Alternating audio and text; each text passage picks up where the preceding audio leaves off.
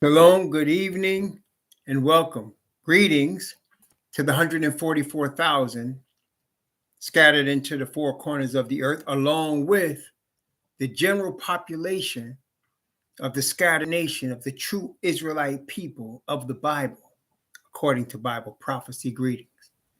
Greetings also to the Gentiles who are or have been grafted in through the Hebrew Messiah, grafted into the scattered nation through the Hebrew Messiah.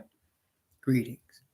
Greetings and blessings upon those that are working in the healthcare field and the first responders that are daily trying their best to save human lives.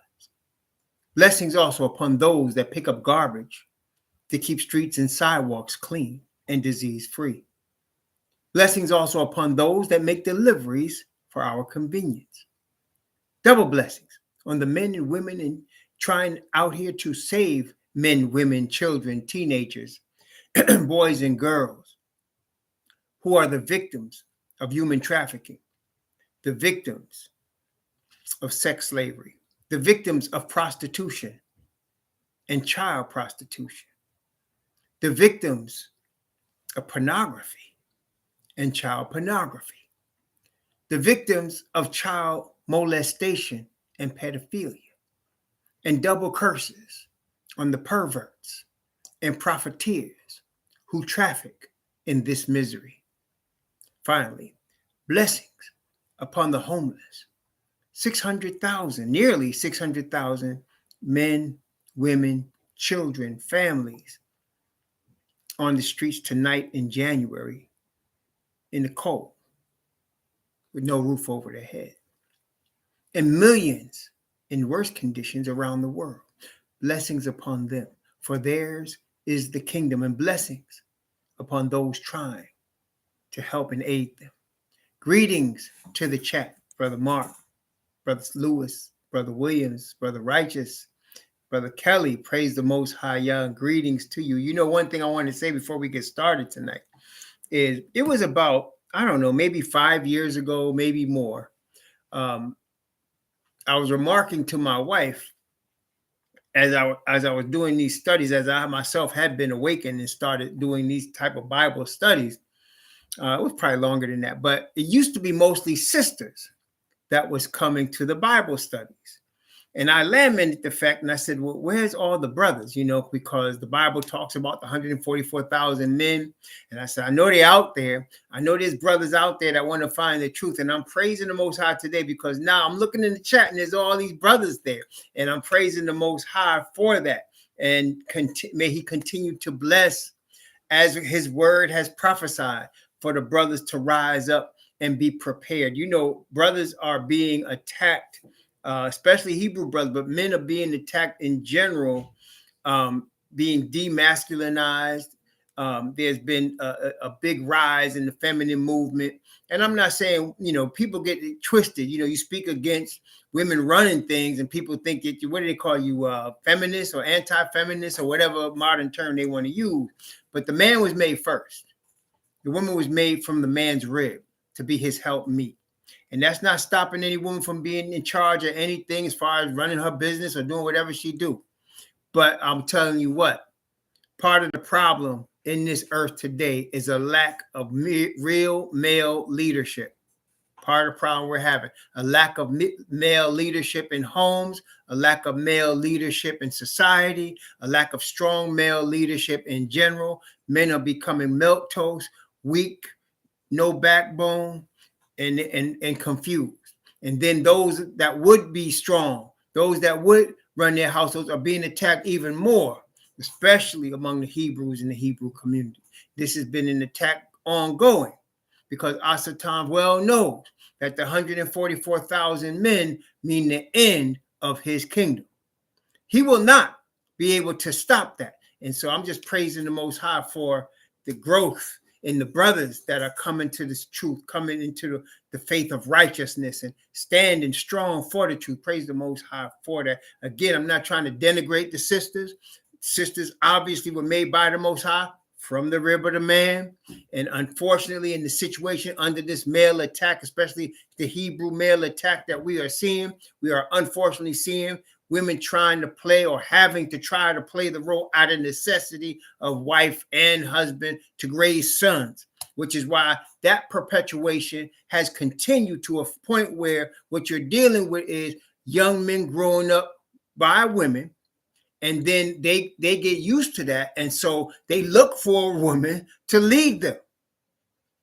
One of the reasons, Barack Obama was celebrated, which is one of the reasons I didn't celebrate him, aside from his, rainbow activities, which we won't go into now, but y'all know what I'm talking about. But aside from that, one of my problems with him was he was always extolling that he was raised by a woman and he needed strong women. I mean, I'm not saying a woman shouldn't be strong, but you know what I'm saying? Shouldn't he have been trying to encourage brothers? Shouldn't he have been trying to raise up brothers who have been downtrodden like that? I mean, right? Like, okay, whatever. I'm not going to get on that soapbox too long because that's not what we're talking about tonight. But I want to just praise the Most High for all the brothers that we're seeing here. Tonight, I want to talk about, okay, let me just put it this way, brethren.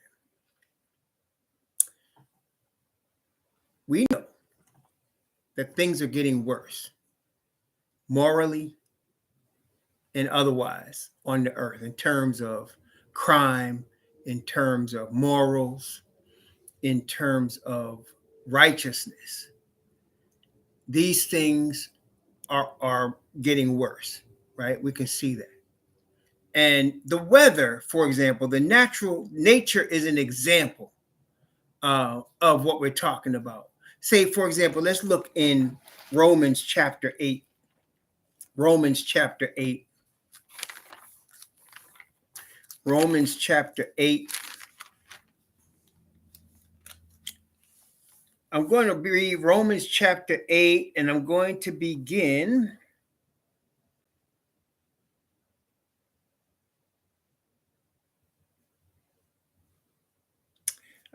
Let's see. I'm going to begin Romans chapter 8, starting at verse 18.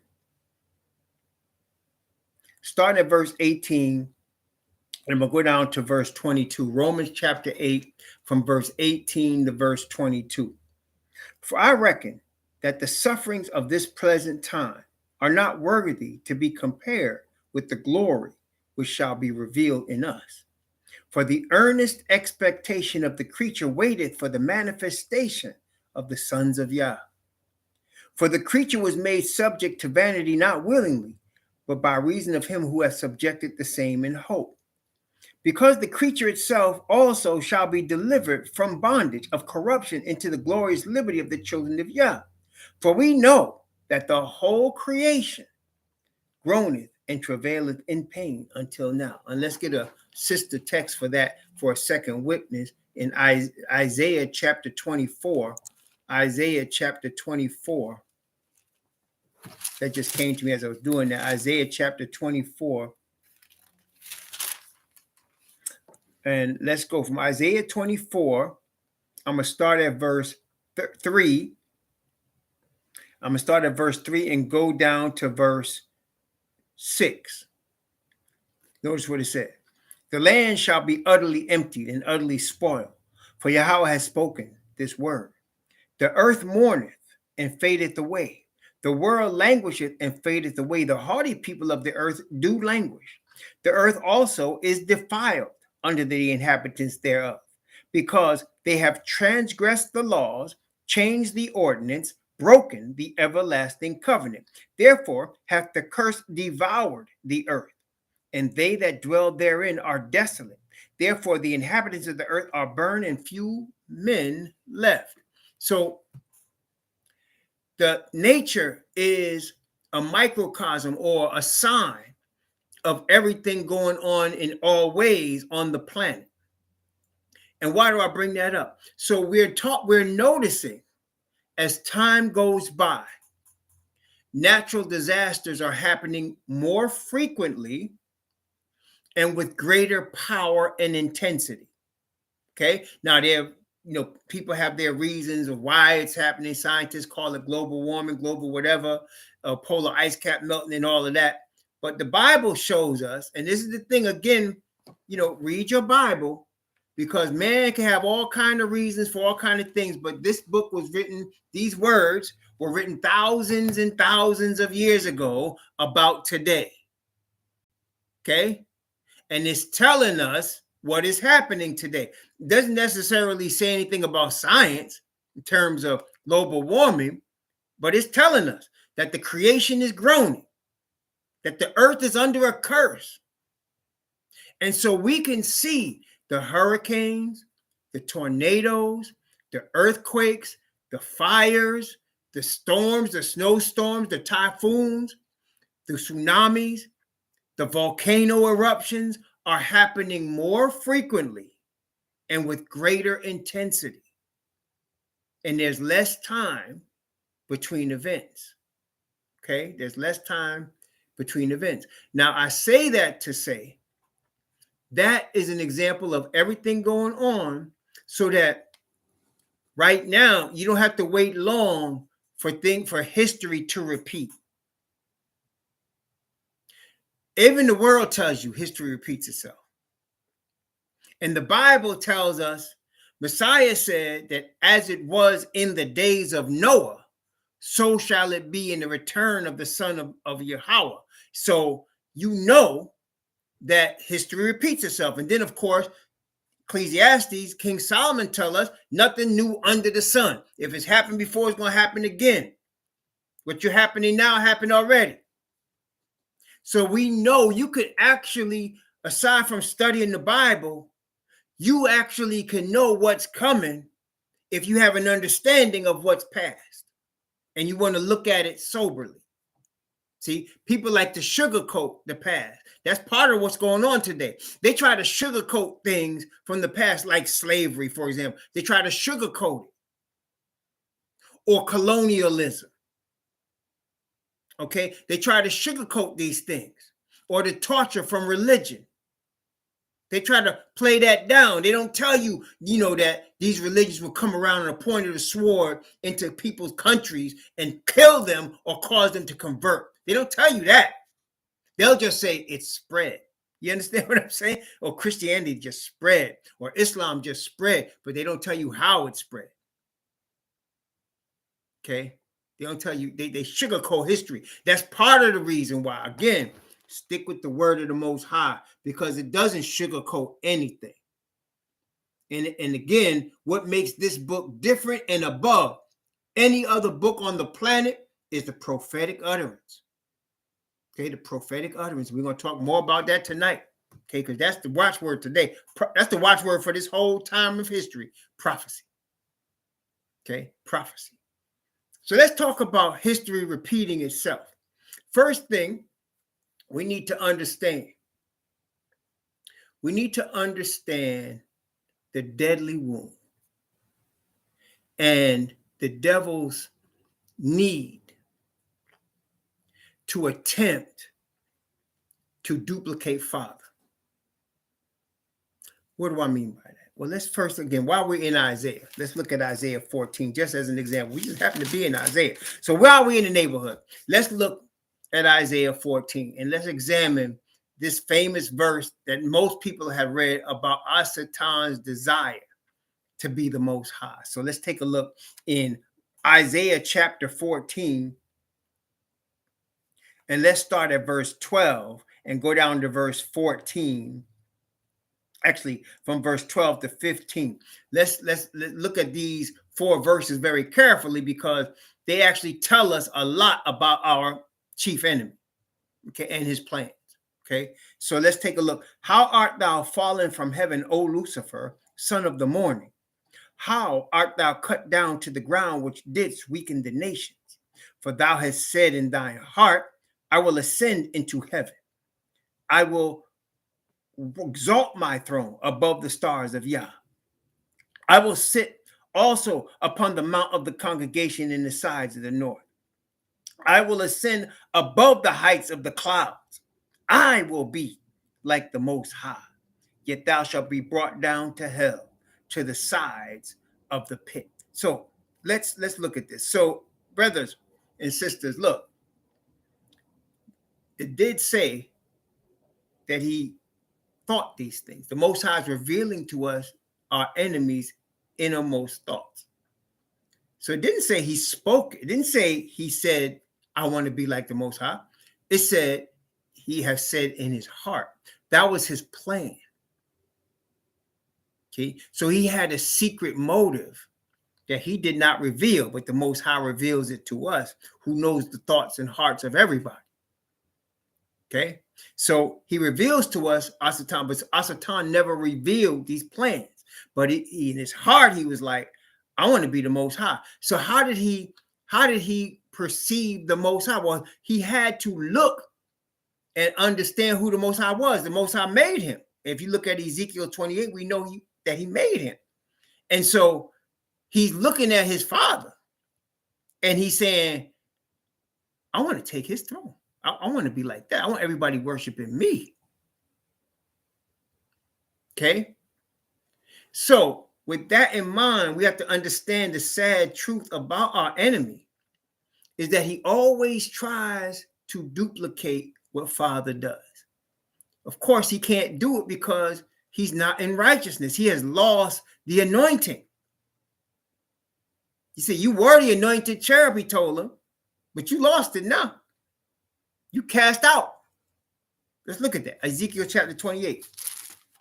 Ezekiel 28 talks about a king of Tyrus. And oftentimes in the Bible, there's a duplicate meaning. And so oftentimes you're looking at a situation that actually existed, but they're talking about a future situation or something else. This is one of those cases. So Ezekiel chapter 28, he's describing the king of Tyrus. And he also uses Tyrus as a sign of Satan's kingdom, because Tyrus was a port city, a rich city, and all the world brought goods to it at that time. So he's using that to describe Satan, right? So here in Ezekiel chapter 28, beginning at verse 11, we'll read from verse 11, and I'll go down from verse 11. Let's see, from verse 11 down to verse 17. We're going to read these what is it, 6 verses, 7 verses, 8 verses, something like that. 11 to 17. My mouth is off right now, but let's go. Ezekiel 28, 11 to 17. I'm going to show you something about here. Moreover, the word of Yahweh came unto me, saying, Son of man, take up a lamentation of the king of Tyrus, and say unto him, Thus saith the Most High Yahweh, Thou sealest up the sum, full of wisdom and perfect in beauty. So he was made beautiful. Okay, he was made beautiful by the Most High. What else? Thou hast been in Eden, the garden of the Most High. Every precious stone was thy covering. Notice he was covered naturally, or what do you call that? Covered or adorned. That's what I'm looking for. He was adorned with jewels. Notice the jewels: sardius, topaz, diamond, beryl, onyx, jasper, sapphire, emerald, carbuncle, gold. Where have you seen these stones before? Let's look. Diamond, beryl, onyx, jasper, sapphire, emerald, carbuncle, gold. Where have you seen these stones? You've seen them on the breastplate for the Israelites. You've seen them on the gates of the New Jerusalem. Have you not? Right? That's where you've seen them before. So you see, these stones was the original covering of Satan. Imagine what he thinks when he's seen the breastplate that Aaron was wearing, representing us. Imagine what he thinks when he knows what the New Jerusalem looks like, and he sees the gates made out of those stones. Imagine what he thinks about us, understanding that we come from that. Let's continue. Notice this now. Watch this. The workmanship of thy tabrets and thy pipes was prepared in thee in the day that was created. Tabrets and pipes tells you what? Music.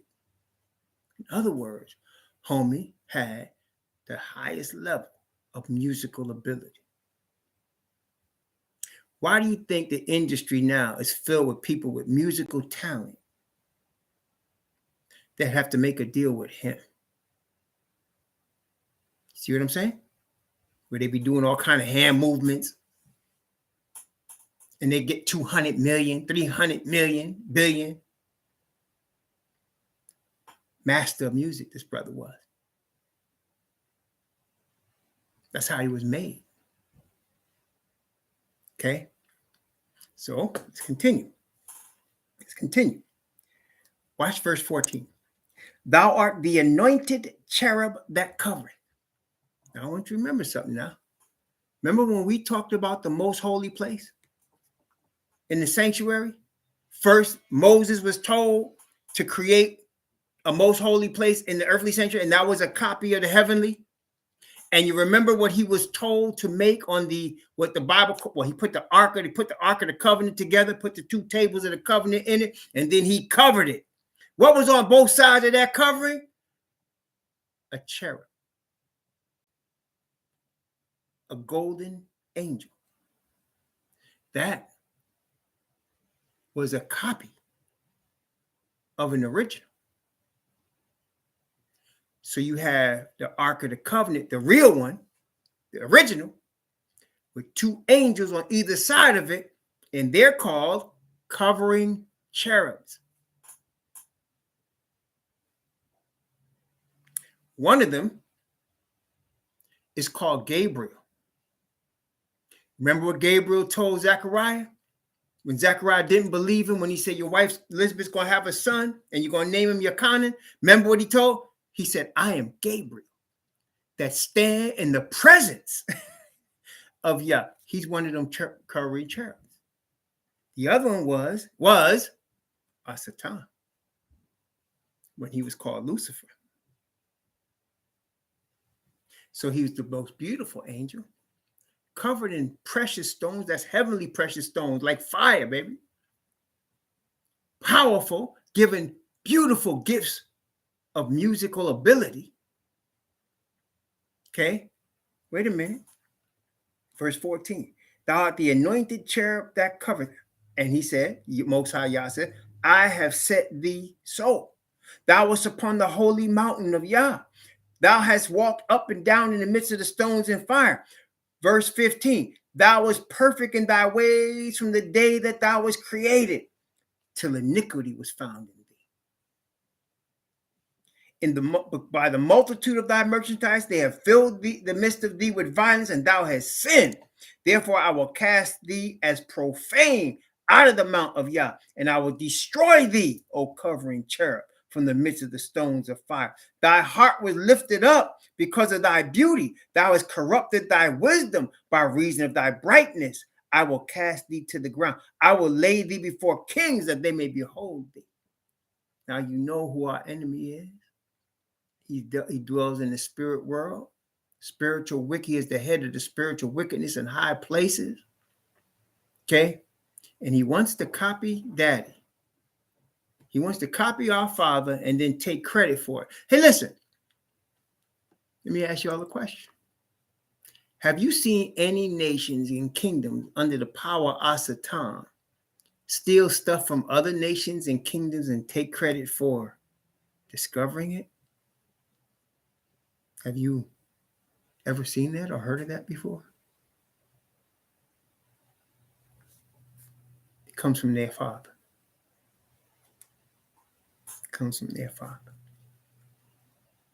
Okay? It comes from their dad, the devil. Okay.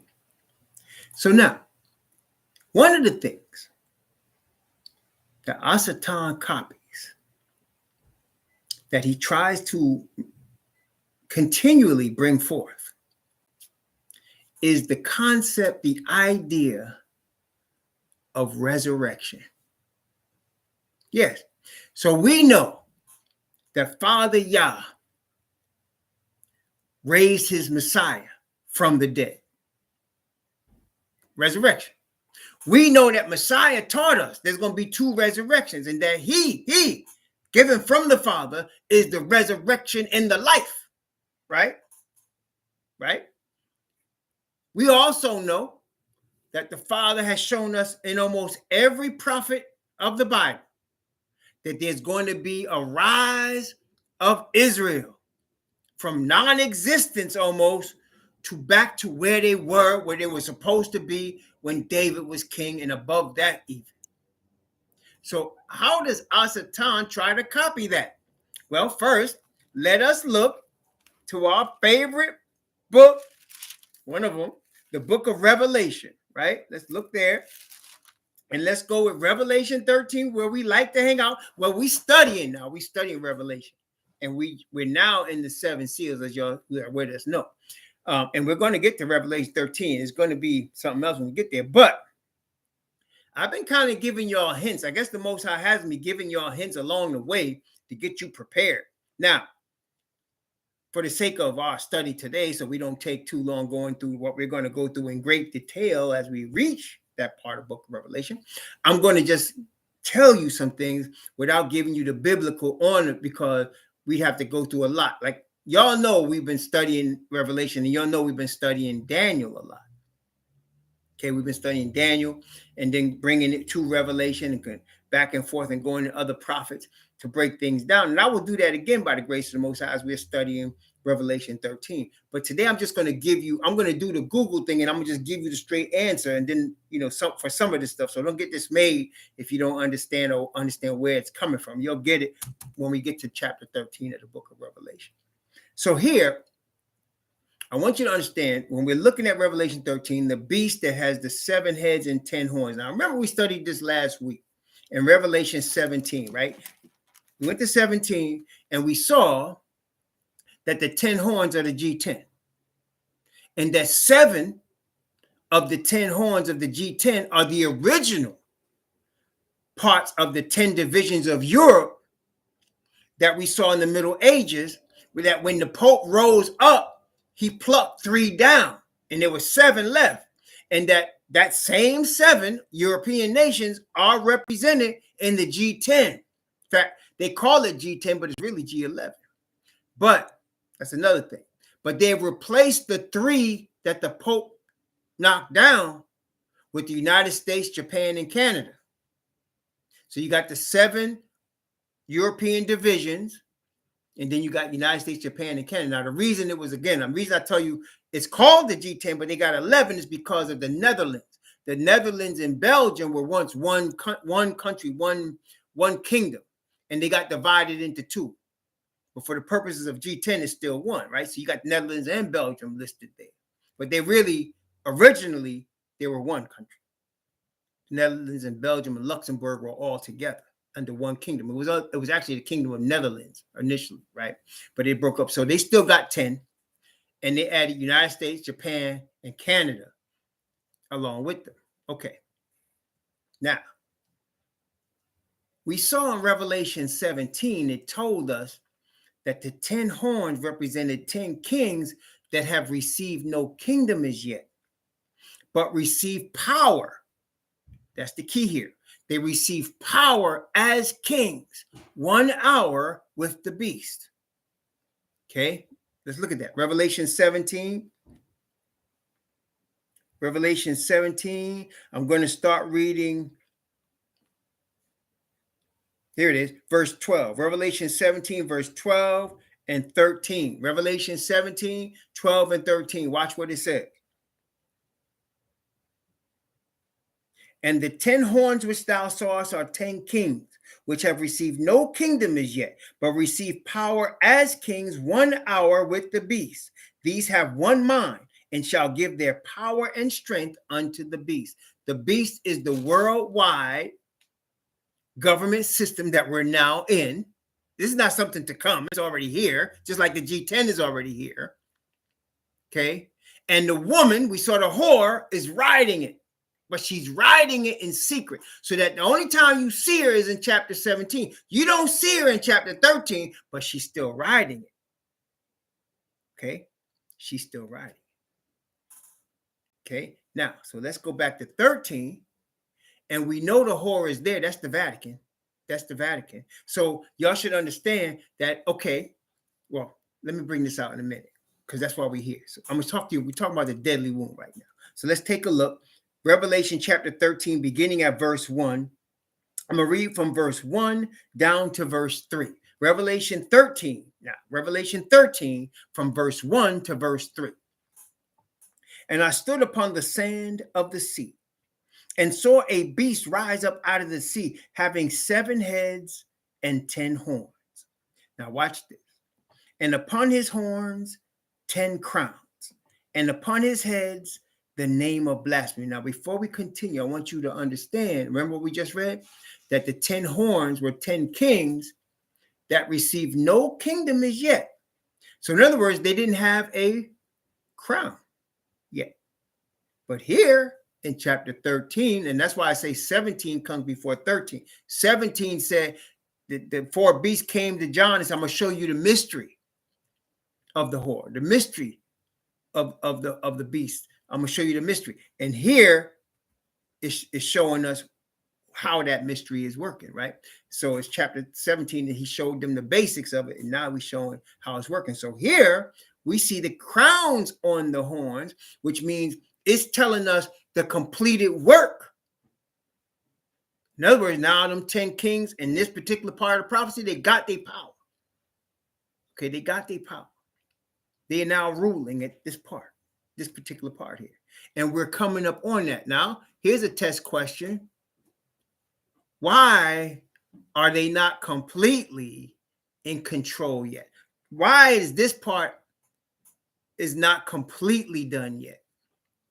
What's stopping them from getting them crowns completely? Here's a test question. Come on, y'all brothers. I know y'all know this. What's stopping them from getting the crowns completely? They're almost there. But what's stopping them from getting it completely? That's right, Brother Williams. The sealing of the 144,000. Remember that. That's the only thing that's stopping them from getting what they want. When you see them get everything they want, you shouldn't be scared.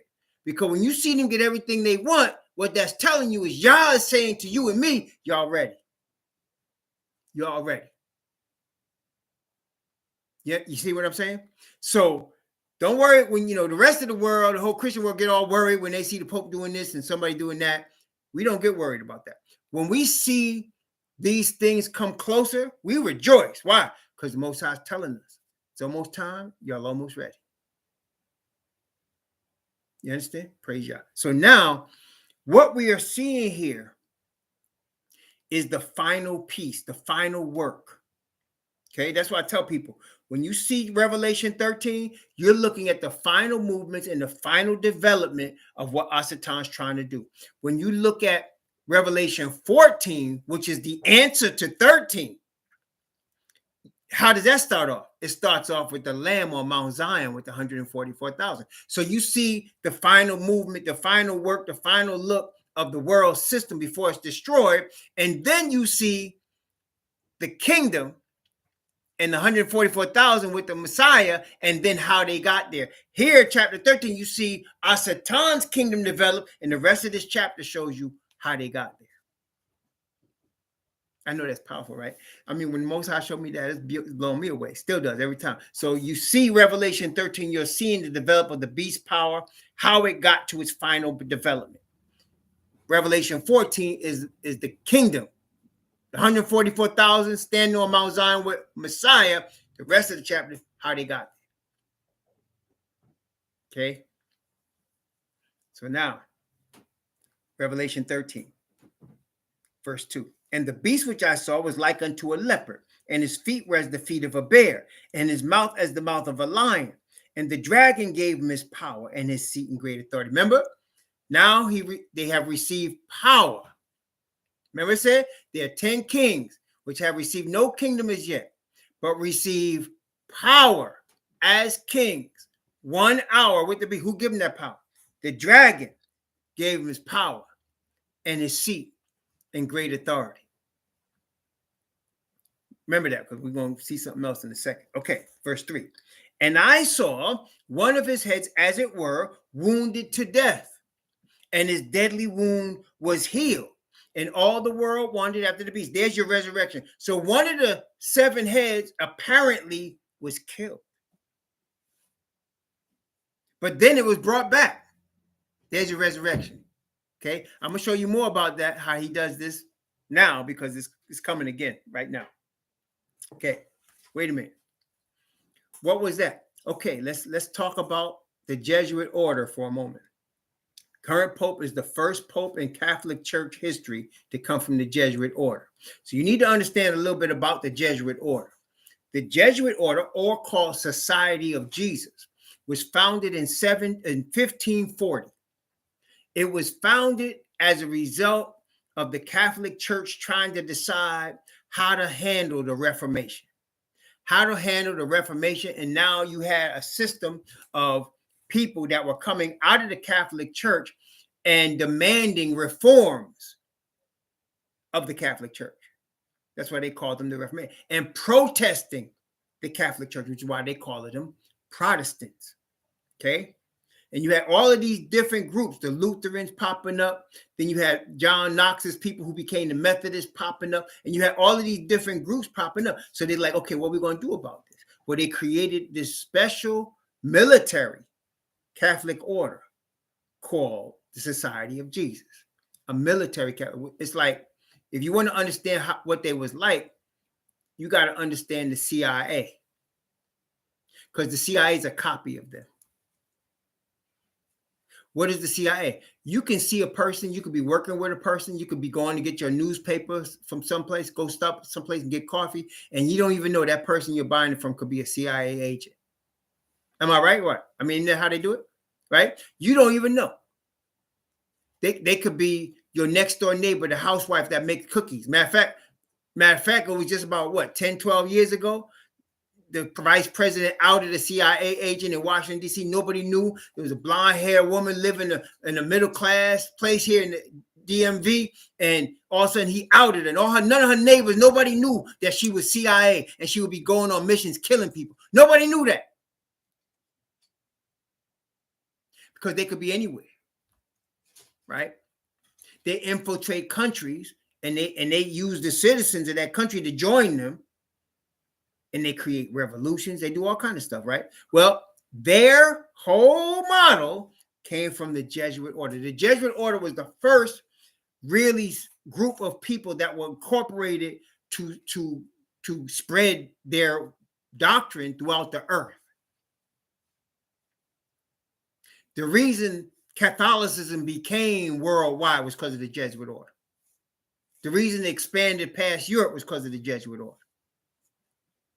Okay, and what happened? So their first charge in 1540 was to infiltrate all the Protestant groups, to act like he was a Protestant, to join them, to join the Lutherans, to join William Tyndale's group, to join John Knox's group, and then from within find out what was going on, who the leaders were. Some of them they would kill secretly. Somebody would kill them. Some would get arrested. Sometimes they became also leaders of those groups. Okay? They got so good at it because this is the thing. Their allegiance was to the head Jesuit, who still exists today. That office still exists. His name now is Arturo, is the most recent. They call him the Black Pope. He's the Jesuit general. The first one was Loyola. Ignatius Loyola was the originator of them. But then they formed this group. They were taking over. They were infiltrating and taking over Protestant movements. That's why they call it the CounterReformation. And of course, they were successful because Rome never did get reformed. In fact, all the other churches come back to Rome. That's part of the Jesuit movement.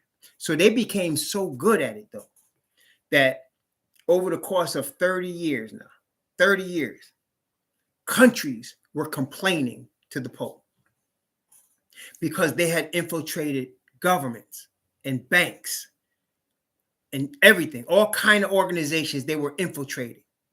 They got so good at it. And their allegiance was only to the Black Pope and to the Catholic Church. And you had the governments of Portugal, royal families from Portugal and Spain and France. They were complaining about the Jesuits because they didn't know who was a Jesuit, who wasn't, and they could be killed by one and they don't know, and they were scared. Not only that, You had that combination with the Judaism people, with Jesuits infiltrating them and putting them all the royal houses in debt. This was deep, man. So the Pope said, okay, yeah, these people getting a little out of control. So what he did in 1771, he issued a papal bull. That's about the most powerful law a Pope could issue. And he said, I'm disbanding the Jesuit order. I'm just disbanding it. Okay, we're going to break that up. We did our job. We done now. But it was too late. Okay, it was too late. They were already too powerful. Power corrupts. Absolute power corrupts absolutely. Okay, so they were so powerful. They said, oh no, you're not going to disband us. So they didn't come out like that. What they did was they created, with Napoleon, the French Revolution. And over the course from 1771 to 1798, Berthier, under the direction of Napoleon, they had a revolution in France. They started taking over. And there was a combination. Now, let's get a little deep now. So you got a combination, and how the Ashkenazis connect with Rome is through a group called, y'all heard of this, right? Illuminati. Adam Weishaupt was an Ashkenazi in Germany, and they connected with the Society of Jesus, and they connected with the Scottish Rite of Freemasons, and all of these groups are connected with secrets. Okay? And they all got their own thing. And then you got other now groups of Catholic orders that are also paramilitary type. Okay. So by the time you got to 1798, they took Pope Pius VI off his throne and exiled him to France. Okay. Until he agreed to officially restore the order of the Jesuits. He didn't do it. He died in 1799. But then Pope Pius VII came, and in 1814, he issued another papal bull reestablishing the Jesuit order. That was the deadly wound. Now, it wasn't healed, because why was it a wound? The Catholic Church not only dominated Europe religiously, that was the major piece, right? But they dominated it politically and economically as well. And so when Berthier came and took the Pope off his throne, that was a political move. So the deadly wound wounded Rome's political and economic power in Europe. Y'all got that? So then, over the course of time, you get to 1929. 1929, Benito Mussolini is the leader of Italy. He's the fascist leader of Italy, 1929. And what happened? This was before, in 1929, you had October 29, you had the stock market crash in the beginning of the Depression. But earlier, okay, in February 1929, Mussolini created what they call the Lateran Pact, or the Lateran Treaty, where he gave the Catholic Church power officially to become its own nation in Italy. I mean, its own country. So that the Vatican is its own country in Italy. So that the Pope became not only the head of his church, but the head of his state. And they had a Vatican central bank. They still have it. They got their own bank. Nobody knows anything about their finances. That's secret. But I tell you what, all financial transactions that come through Europe have to go through the central bank of the Vatican. And there's fees for that. Okay? So now the deadly wound was healed. Revelation chapter 13, verse 3. Because now they not only still had their religious power, but they now had restoration of political and economic power. They're an independent country. Matter of fact, they have more power than they had before. And now it says, all the world wandered after the beast. How is that? As a sign. Let me give you a sign. Okay, ready?